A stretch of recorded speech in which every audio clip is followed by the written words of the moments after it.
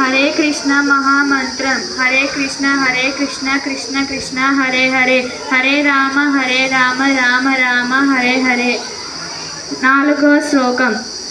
బుద్ధి జ్ఞానమ సమ్మోహ క్షమ సత్యం దమ సమః సుఖం దుఃఖం భావో భావో భయం చ భయమేవ చ.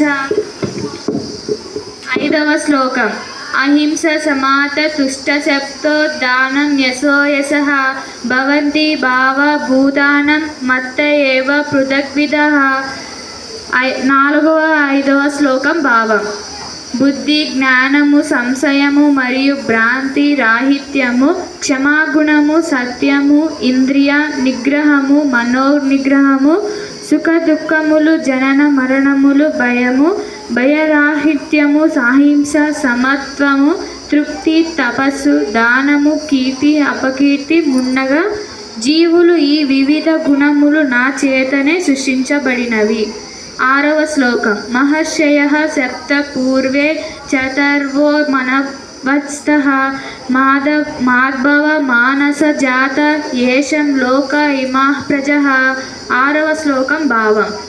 సప్తర్షులు వారికి పూర్వము సనక సనందనుదులైన 4 మహర్షులు మరియు మానవులు మానవజాతి మూల పురుషులు నా మానసము నుండియే ఉద్భవించిరి. వివిధ లోకములలో నిండినట్టి జీవులందరూ వారి నుండియే జన్మించిరి.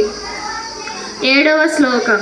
ఏతం విభూతిం యోగం చ మమయో వ్యక్తి తత్వః సో వికల్పేన యోగేన యజ్యతే నాత్ర సంశయః. 7వ శ్లోకం భావం. నా ఈ దివ్య విభూతులను యోగ శక్తిని యథార్థముగా ఎగిరినవాడు విశుద్ధ భక్తియుక్త సేవలో నెలగొనగలడు. ఈ విషయములో ఎట్టి సందేహము లేదు. 8వ శ్లోకం. అహం సర్వస్య ప్రభవో మత్తః సర్వం ప్రవర్తతే ఇతి మత్వా భజంతే మాం బుద్ధ భవస్మమితః. 8వ శ్లోకం భావం. నేనే సమస్త ఆధ్యాత్మిక మరియు భౌతిక జగత్తులకు కారణభూతుడునను. సర్వము నా నుండియే ఉద్భవించును. ఈ విషయమును సంపూర్ణముగా ఎగిరిన బుధజనులు నా భక్తియుక్త సేవలో నెలకొని నన్ను హృదయపూర్వకముగా భజింతురు. ధన్యవాదములు.